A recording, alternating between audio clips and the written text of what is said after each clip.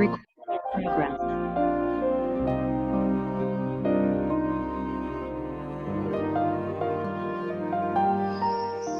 Buenos días, bienvenidos a este tiempo devocional, tu palabra para encontrar el camino. Agradecidos con Dios por este nuevo día, por concedernos la vida, la salud, la provisión, la protección y sobre todo mantener en nuestro corazón el deseo ardiente de buscarle, y por eso, como dice Isaías, nos esforzamos en madrugar y estar delante de su presencia. Hoy, 22 de julio del 2021, les invito para continuar con la lectura de la Biblia en un año y leamos primera carta a los Corintios, capítulo 10, versículos 1 al 22, segundo libro de Reyes, capítulo 2 y Amós 7.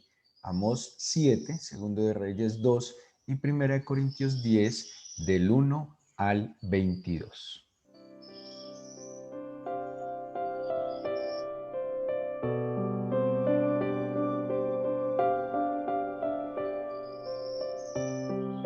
Vamos a continuar con la epístola a los Corintios, capítulo 10.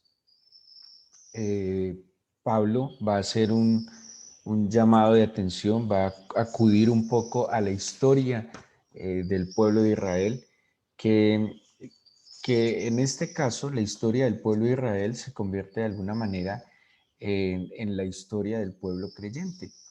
Si yo pues he asumido que mi Señor, mi Salvador, que mi Dios, el Padre, su Hijo Jesucristo y su Santo Espíritu es mi Dios, pues obviamente de alguna manera, como Pablo lo expresa también en la epístola a los Romanos, nosotros somos injertados en esta nación, hacemos parte de esta nación espiritual y su herencia espiritual, no su herencia cultural ni social, pero sí su herencia espiritual hace parte de nosotros. Así que es lícito que Pablo acuda a la historia del pueblo de Israel, que pues la historia del pueblo de Israel está en la Biblia, y la Biblia, como nuestro libro sagrado también, es una historia que como herencia espiritual, les decía, pues también nos atañe a cada uno de nosotros, porque no es simplemente los recuerdos, la memoria histórica de una nación, sino de Dios actuando en esa nación. Y lo que Dios ha hecho con ellos, lo que Dios vivió con ellos, lo que ellos vivieron en su caminar con el Señor, pues obviamente para nosotros hoy se convierten en una guía, se convierten en una referencia. Eso es a lo que acude Pablo cuando le escribe por lo menos esta porción a los Corintios, acudiendo a la memoria histórica para enseñarles algo y para aterrizarlos en unas situaciones que vivían en la iglesia de Corinto. Hay un problema que es muy común en la fe, en el camino del Señor, en el cristianismo, y es el exceso de confianza. Bueno, creería que no solo es en el cristianismo, y creería que en muchas áreas de la vida hay un exceso de confianza. Cuando creemos lograr algo, cuando creemos haber alcanzado algo, cuando creemos estar establecidos en algo, pues como que tendemos a bajar un poco la guardia, a relajarnos un poco, y ahí es cuando vienen las dificultades. Y por eso lo estamos viendo, por ejemplo, en este año y medio con la situación de pandemia. Bueno, además del cansancio de la gente de todas estas medidas y los encierros y todo eso, pero también hay como un exceso de confianza. Y cuando hay exceso de confianza, hay descuidos, y hay descuidos de los cuales no se puede volver. ¿Sí? Hay personas que, por ejemplo, confían mucho en sus capacidades, confían mucho en sus habilidades, en su experiencia, y bajan la guardia en la forma como hacen las cosas y se confían. Muchos grandes pilotos de aeronaves en un exceso de confianza cometen el error que nunca pudieron haber cometido en la vida. Y ese es el problema del exceso de confianza. Puede que nunca se haya equivocado, pero ante el exceso de confianza puedes cometer el error que nunca podías ni debías haber cometido. Aquí entonces, como les decía, Pablo acude a la memoria histórica del pueblo de Israel y les plantea lo que Dios ha hecho con ellos, ¿sí? Hagan memoria de lo que Dios ha hecho. Y si Dios lo hizo con el pueblo de Israel, quiere decir que lo hizo con nosotros. Y ojo que le está hablando a los corintios, ¿sí? Los corintios no son israelitas, los corintios no son judíos, los corintios son una nación gentil, pero entran en este pacto espiritual, entran en esta historia espiritual, se acogen a este ancestro espiritual y por eso le habla como si fuera su propia historia, ¿sí? Entonces, cuando hablamos de la historia del Antiguo Testamento en fe por fe, pues nosotros entendemos que también es una historia que tiene que ver con nosotros. Y les dice en el versículo 1, no quiero, hermanos, que ignoréis que nuestros padres todos estuvieron bajo la nube y todos pasaron el mar. Sí, miren que les dice nuestros padres y no le está hablando, seguramente en la iglesia de Corinto había también judíos conversos, pero la mayoría de los convertidos al cristianismo de la provincia de Acaya eran gentiles. Y les dice nuestros padres, está hablando no solo de Abraham, Isaac, Jacob, está hablando de las 12 tribus, está hablando de los patriarcas, de aquellos que dieron origen a la nación de Israel. Y les dice acá, no quiero que ignoréis algunos asuntos. Primero, que nuestros padres todos estuvieron bajo la nube. ¿Qué les está diciendo? No quiero que ignoren que Dios antes trajo protección y trajo guía, porque dice, nuestros padres estuvieron bajo la nube y todos pasaron el mar. Esas dos acciones implican protección, guía y liberación. Mira estas tres cosas que trajo el Señor en el pasado. Ojo, no solo a nuestros ancestros espirituales, sino que de alguna manera el cristiano en algún momento tuvo que haber experimentado esto. Uno, liberación. ¿Liberación cuándo? Cuando todos aceptamos a Jesucristo, debimos habernos arrepentido de nuestros pecados. Acuérdense, sin arrepentimiento de pecados no hay perdón. Sin perdón no hay salvación. La salvación no se da por una oración de fe. La salvación surge fruto de un corazón arrepentido que confiesa sus pecados, que recibe el perdón del Señor y que reconoce en Jesucristo a su Señor y Salvador. Todos, si todos hemos pasado por ese proceso de arrepentimiento y de perdón de pecados, pues entonces experimentamos que hemos sido liberados del yugo del pecado, ¿sí? Del pecado, como plantea la Biblia, aquel que nos separa de Dios, aquel que nos impide tener comunión con el Señor. Entonces, ¿qué dice Pablo? Acuérdense que el Señor nos liberó, pero que también el Señor ha dado su nube y la nube tenía dos sentidos, protección y guía. Protección en la noche, en el día, perdón, la nube, en la columna de fuego, protección en la noche, pero además los guiaba conforme iba la nube, conforme se movía el pueblo de Israel. Y esto es muy importante, solo analicen algo. La protección y la guía van perfectamente de la mano, porque la nube en el desierto, imagínense en el desierto, en un verano, ¿qué implicaba estar fuera de la nube? Implicaba estar expuesto a unas temperaturas insoportables. Implicaba estar expuesto a la deshidratación, a una insolación y seguramente a la muerte. Si yo decidía, si yo decidía no dejarme guiar por la nube, iba a quedar fuera de la protección. Entonces, protección y guía van de la mano porque si yo no me dejo guiar, voy a quedar lejos y fuera de la protección. Muchos creyentes quieren que Dios los proteja, pero no quieren que Dios los guíe, porque siguen tomando sus propias decisiones, porque siguen tomando sus propios caminos, porque siguen actuando por su experiencia, por sus caprichos, por sus impulsos, por sus emociones, pero no sujetamos la guía de nuestra vida al Señor. Pero sí pretendemos que Él nos proteja. Y sencillo, si el Señor no me guía, tampoco voy a estar bajo su protección, ¿sí? Por eso les decía, protección y guía conforme a este contexto implica que van de la mano. Pero ¿qué trajo también el Señor? Y dice, y todos en Moisés fueron bautizados en la nube y en el mar. Liberación, protección y guía e identidad. Aquí tenemos identidad. Un pueblo esclavo, generalmente un pueblo que está esclavo, una nación esclava, no tiene una identidad, ¿sí? Una de las formas de mantener a un pueblo esclavo es eh, mm, dañarle su identidad, destruirle su identidad. Cuando alguien tiene identidad, sabe quién es, sabe a quién pertenece, sabe a dónde pertenece. Esa identidad le ayuda a entender unos derechos y unos deberes. Y cuando van a ser vulnerados sus derechos, pues al saber claramente qué es, quién es, dónde está, pues va a tratar de acudir a la defensa del cuidado de sus derechos, pero también el cumplimiento de sus deberes.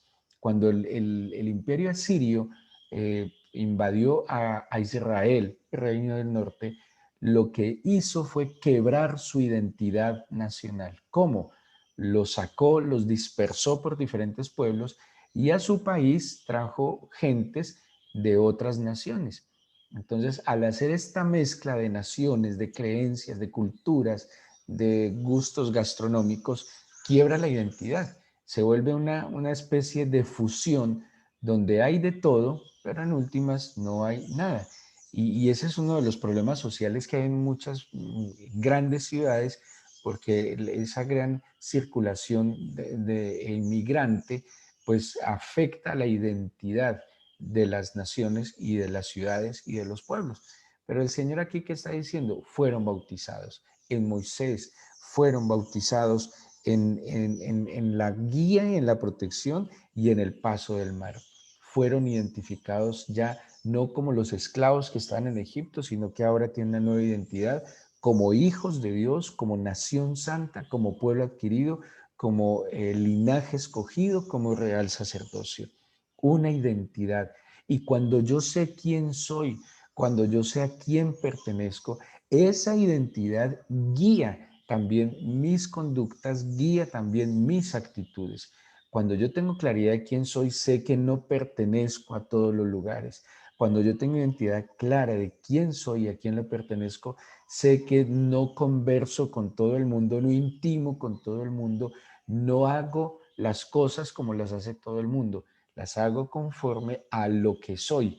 Y esa es la importancia de la identidad. Pero el versículo 3 dice, y todos comieron el mismo alimento espiritual y todos bebieron la misma bebida espiritual porque bebían de la roca espiritual que los seguía y la roca era Cristo. Provisión. Entonces mire las 4 o 5 cosas que el Señor le provee a su pueblo y a nosotros como sus hijos. Liberación, protección y guía, identidad y provisión. Entonces, ¿qué está haciendo Pablo? Les dice, hagan memoria. El Señor ha hecho esto con nosotros. El Señor ha hecho esto en el pasado. Esta es la obra que el Señor ha hecho. Ahora, que les invito, les exhorto, les llamo la atención a que no olviden estas cosas para que no vayan a caer en la tentación. Tentación, o la palabra que se utiliza como tentación también se usa como prueba. Y el propósito de la tentación no es simplemente que caigamos y seamos destruidos ante la tentación, sino que la tentación es una oportunidad de crecer, de madurar y de fortalecernos. Casi siempre hemos visto la perspectiva de la tentación como algo malo que busca nuestra destrucción, pero tal vez, viéndolo desde el otro sentido de prueba, la tentación es una oportunidad para salir victoriosos, para ser fortalecidos, para madurar, para crecer, para desarrollar esa capacidad espiritual en nuestra vida. Y aquí Pablo plantea 3 cosas que son como prueba al pueblo, como prueba al pueblo creyente. 1, la idolatría en el versículo 7. 2, la impureza o las pasiones desenfrenadas, que habla de la fornicación en el versículo 8, y en el 9 habla de, bueno, de no tentar al Señor, y en el 10 de no murmurar. Estas cuatro cosas, digámoslo así, son las que harían caer al creyente. Uno, la idolatría. Aunque nosotros como cristianos, yo creería que hemos dejado aquellas costumbres de tener una imagen, de tener una estatua, de prender velas, de tener altares físicos, algún tipo de santo, de Dios, bueno, alguna cosa. Hay una idolatría y es que idolatría es todo aquello en lo que yo enfoco mi alma, mi corazón, mi mente. Es todo aquello que ocupa el primer lugar en mi ser. Para algunos su Dios es el dinero, su pareja, el trabajo, su cuerpo, sus bienes materiales, su fama, su reconocimiento. Y esa idolatría es cuando yo antepongo cualquier tipo de culto antes que al Señor. Entonces, ¿qué dice Pablo? Mire, no olviden que el Señor los ha liberado, los ha protegido, los ha guiado, los ha identificado y les ha dado provisión. No vayan a caer en esta prueba.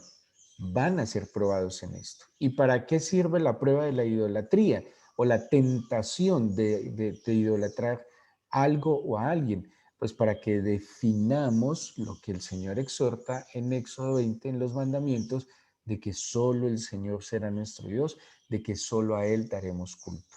Es cuando viene la tentación de idolatrar de establecerle culto a antes que al Señor, pues obviamente el no caer en esa tentación, acudiendo a la memoria histórica de que Él es mi guía, Él es mi protector, Él es mi liberador, Él es quien me identifica como su hijo, Él es el que me provee, pues el no sucumbir a esa tentación de idolatrar a otra cosa o a otra persona, pues me va a permitir fortalecer mi culto al Señor. Pero también hay otro tipo de tentación, o sea que esta tentación es como más o menos al espíritu, pero hay otra tentación que son las pasiones, y aquí lo plantea como la fornicación. Es darle rienda suelta al impulso del deseo de la carne, del deseo del cuerpo, o sea, consumo de sustancias, temas pasionales, sexuales.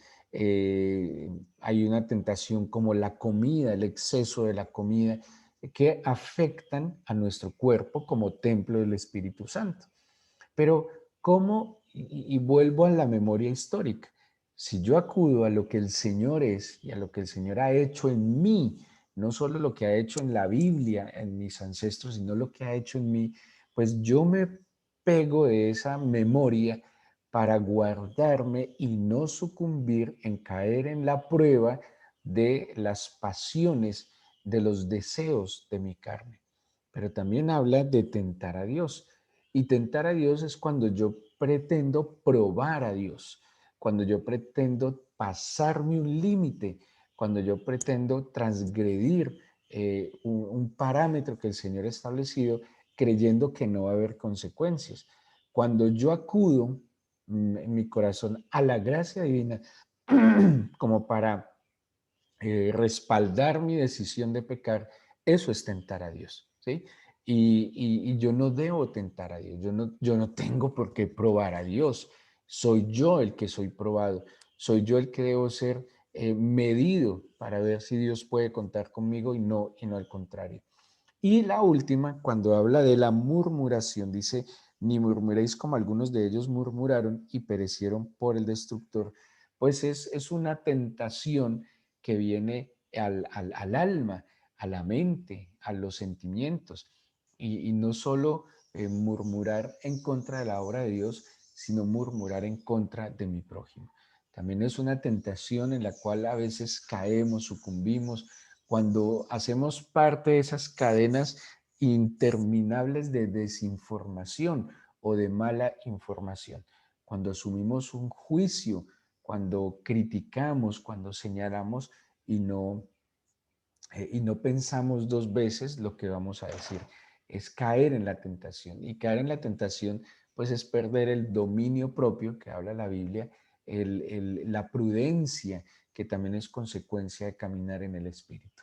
Entonces, hoy, seguramente, como todos los días, vamos a ser probados. Nuestra fe va a ser probada, nuestra fidelidad a Dios va a ser probada, nuestra santidad va a ser probada, nuestra rectitud, la integridad va a ser probada. Y eso hace parte de este camino, pero que hoy acudamos a esa memoria, de esa historia que hemos tenido con el Señor. Hagamos memoria de su favor, hagamos memoria de su obra en nosotros, para que pasemos y venzamos la tentación.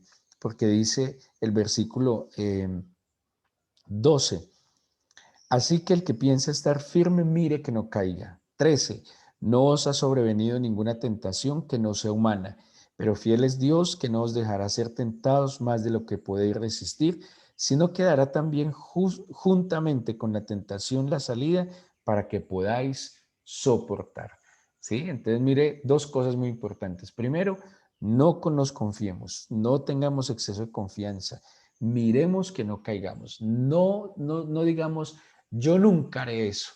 Yo siempre lo he hecho lo mejor. Hay que ser humildes y hay que entender que somos frágiles, vulnerables y que hay que tener cuidado de que no podemos tener excesos de confianza.